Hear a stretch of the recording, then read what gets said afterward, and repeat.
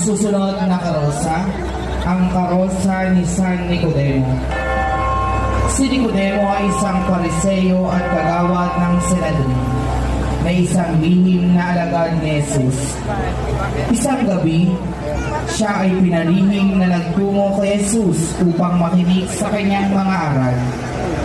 Pinaunawa sa kanya ni Jesus na mga tao ay kanilang isinilang na muli sa tubig ng Espiritu upang makapasok sa kaharian ng Diyos. Kasama rin niya si Nicodemo na noong unang gabi ng nasadya kay Jesus. May dala itong pabango, mga 30 kilong pinaghalong mira at alo. Kinuha nila ang bangkay ni Jesus at nilagyan ng pabango at binalot